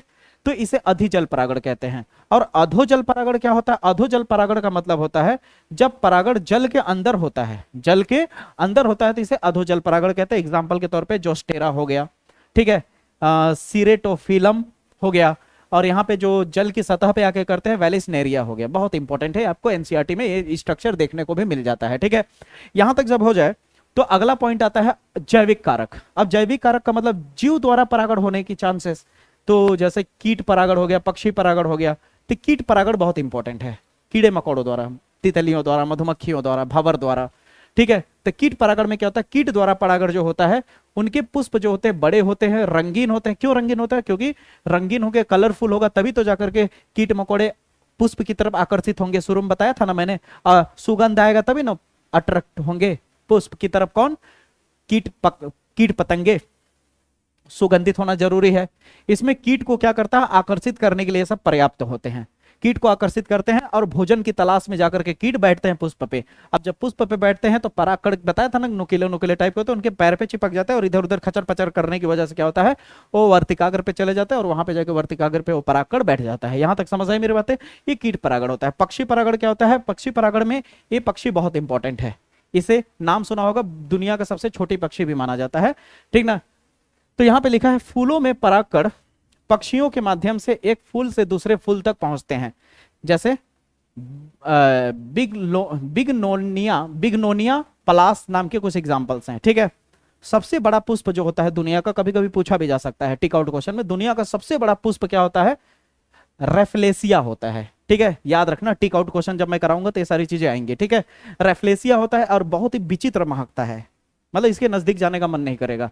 और सबसे लंबा पुष्प जो होता है एमोरफोफेलस होता है, एमोरफोफेलस। समझ आई मेरी बातें? यहां तक क्लियर हुआ? अगर यहां तक क्लियर हो गया तो परागण के बारे में एकदम अच्छे से, अगर यहां तक अगर अच्छे से क्लियर हो गया तो समझ लो परागण के बारे में अच्छे से समझ लिया। अब परागण के बारे में अगर अच्छे से समझ लिया तो अब हम क्या समझेंगे, अब हम निषेचन की तरफ चलेंगे। कि मान लेते हैं कि फीमेल पार्ट पर परागकण आकर के बैठ गया, चाहे किसी के जरिए बैठा हो, स्व परागण के जरिए बैठा हो, पर परागण के जरिए बैठा हो, या सजात पुष्प के जरिए बैठा हो, किसी के जरिए बैठ गया है मान लेते हैं। अब बैठने के बाद आगे की प्रोसेस क्या होगी देखिए ध्यान से। अब ध्यान से देखना, ये मान लो भ्रूण कोश है और ऊपर में क्या आ गया हमारा, परागकण आकर के बैठ गया है। ठीक है, अब होता क्या है ध्यान से समझना, ये जो वर्तिकाग्र होता है, ये वर्तिकाग्र के ऊपर में हल्का द्रव पानी भरा होता है यहाँ पे साइड साइड में। अब ये द्रव पानी जो होता है अंदर घुसता है इस जगह से। अब जब अंदर घुसेगा इस तरह से पानी, अंदर घुसेगा पानी तो क्या होगा, ये धीरे धीरे फूलने लगेगा। और जब फूलने लगता है तो ये जो गुलाबी वाला हिस्सा दिख रहा है, ये जो अंदर का गुलाबी वाला लेयर दिख रहा है, ये वाला हिस्सा गुलाबी वाला, ये हल्का बाहर आने लगता है, इस तरह दिख रहा है, इस तरह बाहर आने लगता है। और धीरे धीरे क्या होता है, बड़ा होता जाता है। धीरे धीरे क्या हो जाता है, साइज में इस तरह साइज में बड़ा होता जाता है, दिख रहा है, एक पाइप की तरह आगे बढ़ता जाता है। ठीक ना? और ये क्या है, इसे बोला जाता है, परागकण से निकला है तो इसलिए इसे बोला जाता है पराग नलिका। क्या बोला जाता है, पराग नली या फिर पराग नलिका। ठीक है, अभी पराग नलिका जब नीचे आता है तो ये तीन तरह से इसके अंदर घुस सकता है। इसका मकसद है नलिका का यहाँ पे अटैच होना, समझ रहे हो, किसके, अंड कोशिका के पास। अंड कोशिका के पास सहायक कोशिका जो नीचे मैं बताया हूं ना, इस तरह से भ्रूण कोश के पास ऊपर में तीन कोशिका होती है, प्रतिमुखी कोशिका, ध्रुवीय केंद्रक होता है जो एक कोशिका में बटे होते हैं। ये हो जाएगा अंड कोशिका जो मादा युग्मक होता है। और बगल में क्या होते हैं, सहायक कोशिका होते हैं। बगल में क्या होता है, सहायक कोशिका होता है। बगल में क्या होता है, सहायक कोशिका। ठीक है, अब इसका मकसद है, ये गुलाबी वाले का मकसद है हर हालत में, गुलाबी वाले का मकसद है हर हालत में यहां तक पहुंचना। गुलाबी वाले का मकसद है यहां तक पहुंचना, ताकि ये जो नर युग्मक है वो धीरे धीरे इस पाइप के जरिए अंदर आ सके, निषेचन करने के लिए। क्या करने के लिए, निषेचन करने के लिए। तो होता क्या है कि जो पाइप है कभी कभी क्या होता है कि ऐसे घूम के चला जाता है इसके अंदर। ठीक है, एक ये मकरंद जैसे होता है ना, ये चिपचिपा पदार्थ यानी कुछ लिक्विड छोड़ता है सरकरा टाइप का, ठीक ना, तो उसको डिटेक्ट करते हुए यहां से घुस जाता है। एक तरीका ये हुआ घुसने का। कभी कभी क्या होता है, इसको मैं आपको ऐसे दिखा देता हूं, यहां पे आपको दिखेगा, ध्यान दीजिए। कभी कभी क्या होता है कि वो इस तरह यहां से घुसता है बीजांड द्वार से। कहां से घुसता है, इसको क्या बोलते हैं, बीजांड द्वार बोलते हैं, बता चुका हूं मैं। तो बीजांड द्वारीय प्रवेश कहते हैं इसे। और अगर निभाग से घुस जाए, पता है ना, इसको निभाग कहते हैं, यहाँ वाले हिस्से को, इतने वाले हिस्से को निभाग कहते हैं। वीडियो पीछे करके देख सकते हैं। ठीक है, तो इसे निभागीय द्वार कहते हैं। और अगर यहाँ चैलेजा से घुस जाए तो चैलेजीय द्वार कहते हैं। समझ आई मेरी बातें। अब इतनी बात समझ आ गई, अब हम चलते हैं निषेचन की तरफ। कहां चलते हैं बच्चा, निषेचन की तरफ। अब आप ध्यान से देखो, मान लेते हैं हमारा पाइप जो ये इस तरह से दिख रहा है आसमानी कलर में, ये पाइप यहाँ अंदर की तरफ आ गया है। ये देखिए अटैच हो गया यहाँ पे। अब अटैच हो गया है तो ऊपर में क्या बैठा हुआ था आपका, परागकण था। परागकण से क्या हुआ, नर युग्मक आ रहे हैं नीचे। अब देखो 2 बार यहाँ निषेचन होता है, इसीलिए पुष्पों में दोहरा निषेचन कहते हैं। अब ध्यान से समझना, अब होता क्या है, बड़ी गहराई से बड़ा ध्यान से समझना। ये तुम्हारा क्या है, अंड कोशिका है। क्या है, अंड कोशिका। बड़ी ध्यान से बड़ी गहराई से देखना, ये अंड कोशिका है। अब अंड कोशिका क्या करता है कि यहां से तुम्हारा ये हो गया, ये हो गया, ये सब क्या है, नर युग्मक है। अब नर युग्मक आएगा तो ये जो सहायक कोशिका है, दोनों सहायक कोशिका में एक सहायक कोशिका यूज हो जाएगा। तो एक सहायक कोशिका क्या करेगा, ध्यान से समझना, एक सहायक कोशिका के अंदर घुस जाएगा और एक क्या चला जाएगा, डायरेक्ट यहाँ पे चला जाएगा। तो जब यहाँ पे चला जाएगा तो यहाँ कितने लोग हो गए, दो केंद्रक पहले ही था और एक और चला गया तो कितने हो गए, 3 हो गए। इसलिए इसे कहते हैं त्रिसंलयन। त्रिसंलयन कहते हैं, क्या कहते हैं, त्रिसंलयन फ्यूजन। और यहाँ पे जो एक और आया, ये वाला एक और आया, ये चला जाता है अंड कोशिका के पास। और अंड कोशिका पास 2 लोग हो गए। अंड कोशिका के पास कितने हो गए, 2 लोग। मैं यहाँ पे एकदम अच्छे से बना के समझा रहा हूं। देखो ये है, ये अंड कोशिका है, ये हो गया इसका केंद्रक, ध्यान से समझना।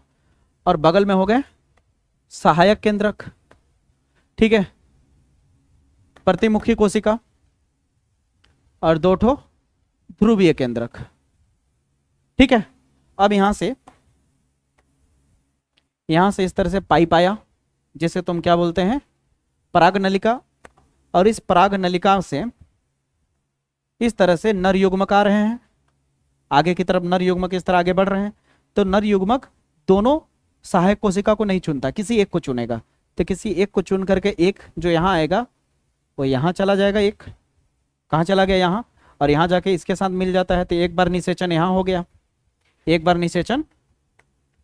निषेचन यहां हो गया। ठीक है, और यहां 2 केंद्रीय है, इसलिए यहां पे 2 केंद्रीय को 2n लिख सकते हो। यहां पे इसको आप चाहो तो 2n लिख सकते हो। और एक जो है, एक और जो बचा वो यहां से जा करके सीधे कहां चला जाता है, इसमें चला जाता है। और कितने लोग हो गए यहाँ पे, 3 लोग हो गए। तो इसे बोला जाता है त्रिसंलयन कहते हैं। और यहां भी निषेचन हुआ, तो एक निषेचन यहां, एक निषेचन यहां, तो कुल मिला के कितने बार निषेचन हुआ, 2 बार हुआ। अब त्रिसंलयन कैसे होता है समझ आया, क्लियर हुआ यहां तक। अब यहाँ पे आपका निषेचन हो गया, निषेचन 2 बार हुआ। कहां कहां हुआ निषेचन समझ आया, एक अंड कोशिका के पास निषेचन हुआ, यहाँ पे 2n वाला। और यहाँ पे केंद्रक कितने हैं, 1 2 3, यहाँ पे 3n वाला। समझ आई मेरी बातें। अब मैं जो बोल रहा हूँ ध्यान से समझना, इनका नाम दिया गया, इसका त्रिसंलयन और यहाँ पे द्विसंलयन हुआ। ठीक है, ये पहला निषेचन है, दूसरा निषेचन, यानी 2 बार निषेचन हुआ। कितने बार निषेचन हुआ भैया, 2 बार। यहाँ पे सब चीज लिखा हुआ है, देख सकते हो, पूरा स्टेप बाय स्टेप पढ़ सकते हो। समझ आई मेरी बातें। देखो यहाँ पे 3n त्रिसंलयन हुआ, और यहाँ अंड कोशिका के पास एक बार निषेचन हुआ। कहाँ पे हुआ, अंड कोशिका के पास एक निषेचन हुआ। देखो यहाँ पे सब लिखा हुआ है, पढ़ सकते हो। अंड कोशिका पहला युग्मक बनाया निषेचन के द्वारा। ठीक है, और ये क्या बनाता है, जब जुड़ जाएगा तो वहां पे क्या बनेगा, युग्मक बनेगा। युग्मक के बाद क्या होगा, धीरे धीरे और बड़े होते जाएंगे और कोशिका में टूटता जाएगा। जब और कोशिका में टूटता जाएगा तो उसे कहते हैं भ्रूण कहते हैं। अब भ्रूण के बाद क्या बनेगा, फिर बीज बनेगा। क्या बनेगा, बीज बनेगा। तो इसके आगे की कहानी को लेके चलते हैं, ध्यान से समझना। अब हम भ्रूण कोश जो था, भ्रूण कोश को केंद्रीय भ्रूण कोश, कोशिकीय भ्रूण कोश और माध्यमिक भ्रूण कोश क्या होता है, इसे आप पढ़ लेना, बहुत सिंपल सा है। ठीक है, यहां तक क्लियर हुआ। अब मैं कहानी आगे ले चलता हूं कि मान लो यहाँ पे वो निषेचन हुआ था, युग्मक हुआ था, एक बार युग्मक, फिर दूसरा युग्मक यहाँ, फिर क्या होगा कि ये जो युग्मक हुआ अंड कोशिका के पास, अब वो कोशिका धीरे धीरे टूटेगी, अब वो कोशिका धीरे धीरे टूटेगी, 1 से 2 होगा, 2 से फिर इस तरह से धीरे धीरे लंबी होती जाएगी, फिर ऊपर में क्या होगा, एक गुच्छा बना लेगा इस तरह से, दिख रहा है, और यहाँ पे एक पतली सी धारी निकल जाएगी इस तरह से। ठीक है, इसे हम गोलीय भ्रूण कहते हैं। हृदयाकार भ्रूण होता है, यहाँ अभी निकला हुआ इस तरह दिखेगा, फिर धीरे धीरे इस तरह से कन्वर्ट हो जाएगा बीज के रूप में। किस रूप में? परिपक्व भ्रूण कहेंगे इसे। क्या कहेंगे? परिपक्व भ्रूण कहेंगे। क्या कहेंगे बच्चा? परिपक्व भ्रूण कहेंगे। अब ये परिपक्व भ्रूण आगे चल करके क्या बना लेगा? बीज का निर्माण कर लेगा। आगे जाकर के किसका निर्माण कर लेगा दोस्त? बीज का निर्माण कर लेगा। तो ये जो बीज है, जो सीड्स है, जैसे ही बीजांड के अंदर भ्रूण बन जाएगा, तब वह संरचना आगे चल करके बीज कहलाएगी। क्या कहलाएगी? बीज कहलाएगी। और ये जो बीज होता है वो 2 तरह का होता है, एक बीजपत्री भ्रूण होता है और एक द्विबीजपत्री भ्रूण होता है। देखो, बीज में केवल एक ही बीजपत्र अगर हो तो उसे एक बीजपत्री भ्रूण कहते हैं, जैसे मक्का, गेहूं। और द्विबीजपत्र हो तो उसे कहते हैं, जैसे चना हो गया, मटर हो गया, आम हो गया, गुलाब हो गया, बादाम हो गया। बादाम देखते हो ना, तोड़ते हो तो ऐसे बीज से तोड़ते हो, 2 हिस्से में टूट जाता है बादाम। ठीक ना? मूंगफली या मटर भी तोड़ोगे तो बीज से, चना भी तोड़ोगे 2 बीज से, 2 उसका छिलका हटा कैसे तोड़ोगे, 2 हिस्सा हो जाता है। तो देखो, एक होता है द्विबीजपत्री, एक होता है एक बीजपत्री। द्विबीजपत्री जो होगा वो कुछ इस तरह दिखेगा, इस तरह, एक बीजपत्र यहाँ, एक बीजपत्र यहाँ होगा, द्विबीजपत्री होता है। ठीक है, अब यहाँ पे कौन क्या क्या काम करता है ध्यान से समझ लो। ठीक है, ये देखो बीजपत्र है, क्या है? बीजपत्र, और एक बीजपत्र यहाँ पे है। ठीक है, तो ध्यान से समझो, यहाँ ऊपर वाला हिस्सा जो होता है ये प्रांकुर होता है। क्या होता है? प्रांकुर। और नीचे वाला जो होता है मूलांकुर होता है, और नीचे वाला प्रांकुर होता है। ठीक है, और ये आपका बीजपत्राधार होता है। ठीक है, सबका काम यहाँ बता रहा हूँ क्या क्या है। ठीक है, अब यहाँ पे आगे चल करके देखो, इसी में भविष्य में जाकर के पत्ती में बदल जाता है। ठीक ना? पत्ती में, तने में बदल जाएगा। ठीक है, बाकी सब क्या क्या है देख सकते हो। अब इसको एक एक करके जानने के लिए थोड़ा सा आगे बढ़ते हैं। ठीक है, अब यहाँ पे देखो, निषेचन के दौरान क्या हुआ था? निषेचन के बाद क्या बना था? बीजांड किस में कन्वर्ट हो गया था? बीज में कन्वर्ट हो जाता है। अब निषेचन जब हो जाता है, बीज बन जाता है, तो देखो क्या क्या होता है, ध्यान से समझना, एकदम अच्छे से क्लियर करना। ये तुम्हारा क्या है? फीमेल पार्ट है, ध्यान से समझना। ये तुम्हारा क्या है बच्चा? फीमेल पार्ट है। अब ये जो फीमेल पार्ट है, यहां क्या था तुम्हारा? इस तरह से, इस तरह से क्या होता है? ये तुम्हारा इस तरह से तुम्हारा बीजांड होता है। बीजांड होता है कि नहीं? और ये आगे चल करके पूरा हिस्सा बीज में कन्वर्ट हो जाता है। क्या हो जाता है? ये बीज बदल जाता है बीज में, और ये अंदर का हो जाता है, बीज के ऊपर की चमड़ी हो जाती है। समझ रहे हो? मूंगफली छिलते हो तो छोलका निकलता है ना, और बाकी जो ऊपर वाला हिस्सा ये बचता है, जिसे तुम अंडाशय कहते हैं। अंडाशय फल का निर्माण कर लेता है, बीजांड बीज का निर्माण कर लेता है। बीजांड किसका निर्माण कर लेता है? बीज का। और अंडाशय किसका निर्माण कर लेता है? फल का। अब मेरी बात ध्यान से समझना, फल को 2 हिस्सों में बांट दिया गया, एक सत्य फल और एक असत्य फल। अब सत्य फल और असत्य फल क्या है? केवल अंडाशय का अगर यूज हुआ फल बनाने में तो सत्य फल है। अगर अंडाशय के अलावा हो सकता है, जैसे सेव देखोगे, तो ये अगर पुष्पासन का यूज हो जाए, या तुम्हारा इसका वर्तिका या वर्तिकाग्र यानी पुष्प के अंडाशय का केवल यूज हो रहा है फल बनाने में, तो सत्य फल है। और अंडाशय के अलावा कोई और हिस्सा यूज हो गया तो असत्य फल है। क्या है? असत्य फल है। क्या है बच्चा? असत्य फल है। ध्यान से देखो यहां पे। ठीक है, सत्य फल केवल पुष्प के अंडाशय से बनता है, जैसे आम हो गया, टमाटर हो गया, मटर हो गया। असत्य फल जो होता है अंडाशय के साथ साथ पुष्प के किसी अन्य भाग से अगर बनता है तो असत्य फल है, जैसे सेव, नाशपाती, कटहल, ये सब हो गए। समझ आई मेरी बातें? देख लो यहाँ पे अन्य भाग का इस्तेमाल हुआ है, देख लो डंठल कितना अंदर घुसा हुआ है। ठीक है, आप एक रिसर्च कर लेना, यकीन ना हो तो गूगल पे जाके, जो सेव का बिया होता है ना, बीज, अगर 30-40 ठो बीज इकट्ठा खा लोगे ना तो शायद हो सकता है जान चली जाएगी, मर जाओगे। यकीन ना हो तो जाके सर्च कर लेना, इतना जहर बना लेता है। ठीक है, यहां तक क्लियर हुआ? यहां तक क्लियर होने के बाद कुछ महत्वपूर्ण प्रश्न जो बनते हैं वो मैंने यहां पे दिखा दिया है, इसे स्क्रीनशॉट ले सकते हो, या तो मेरे टॉपर नोट्स वाले में सारी चीजें मिल जाएंगी। ठीक है, फटाफट स्क्रीनशॉट ले सकते हो। ये देखो कुछ टिक आउट क्वेश्चन है। ठीक है, बहुत प्यारा प्यारा क्वेश्चन जो आते हैं एग्जाम में, वही मैंने यहाँ पे दिया है। ठीक है, इससे आपकी क्या हो जाएगी? प्रैक्टिस भी हो जाएगी। इससे क्या हो जाएगी दोस्तों? आपकी अच्छी खासी प्रैक्टिस हो जाएगी। तो इन सब का जवाब आप चाहो तो कमेंट बॉक्स में दे सकते हो, नहीं तो आप इसे तैयार कर लेना। ठीक है, और आंसर के साथ चाहिए तो आप मेरे ऐप पे जाओ, प्ले स्टोर पे, कहां पे, प्ले स्टोर पे, प्ले स्टोर पे जाकर के क्या करो, सर्च विजय सर 24 डालोगे तो मेरा लोगो दिख ही जाएगा, पहचान ही जाओगे। जो यूट्यूब का लोगो है वही ऐप का लोगो है, ठीक है। उस पर इंस्टॉल करो, इंस्टॉल करने के बाद अच्छा खासा रेटिंग दे दो, ठीक है ना, अच्छा खासा कमेंट करो, ठीक है, सपोर्ट करो उस ऐप पे। फिर उसके बाद वहां पे ऐप ओपन करोगे, रजिस्ट्रेशन करने के बाद, ओपन करने के बाद क्या होगा कि तुम्हें एक फ्री टॉपर नोट्स का सेक्शन दिखेगा, उस पर क्लिक करोगे तो फ्री में सारे नोट्स को चैप्टर वाइज डाउनलोड कर सकते हो, कोई दिक्कत की बात नहीं है, ठीक है।